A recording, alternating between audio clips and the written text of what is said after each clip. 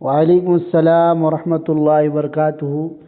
سوال یہ کیا گیا ہے کہ ایک انسان جب مسجد میں داخل ہو تو اسے تحیۃ المسجد پڑھنی چاہیے، اس کی کیا فضیلت ہے؟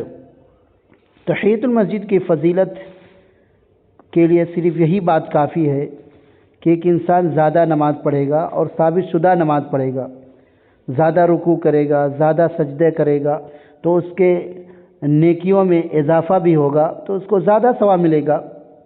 اور ایسے ہی ایک انسان کئی نیتیں کرے اور عمل ایک ہی کر لے تو ساری چیزوں کا ثواب ملے گا۔ جیسے مثال کے طور پر ایک انسان ظہر سے پہلے جو سنت مؤکدہ ہے وہ پڑھنا چاہتا ہے، 4 رکعت ہے، اب 2 کر کے ہی سنت پڑھنی چاہیے۔ افضل یہی ہے کہ ایک انسان نفل نماز 2 کر کے ہی پڑھے۔ اب ایک انسان پہلے جو 2 رکعت سنت مؤکدہ پڑھ رہا ہے اسی میں تحیۃ الوضو کی بھی نیت کر لے، تحیۃ المسجد کی بھی نیت کر لے تو تینوں کا ثواب اس کو ملے گا، اور یہ اللہ کا فضل ہے۔ اور اس کو الگ سے پڑھنا بھی نہیں ہے۔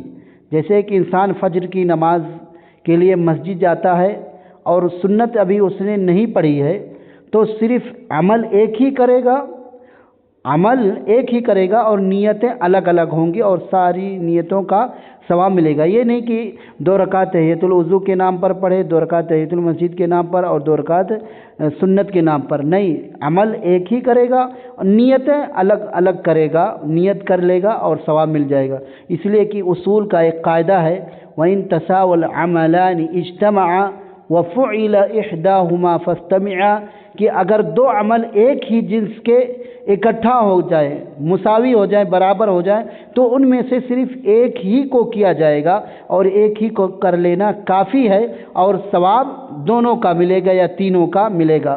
بعض لوگوں کو میں نے دیکھا کہ وہ مسجد میں جاتے ہیں، 2 رکعت تحیۃ المسجد پڑھتے ہیں، 2 رکعت سنت پڑھتے ہیں، جبکہ نبی صلی اللہ علیہ وسلم صرف 2 ہی رکعت پڑھتے تھے۔ جیسا کہ عائشہ رضی اللہ تعالیٰ عنہ فرماتی ہیں کہ آپ صلی اللہ علیہ وسلم اذان کے بعد اور فرض نماز سے پہلے صرف 2 ہی رکعت پڑھتے تھے۔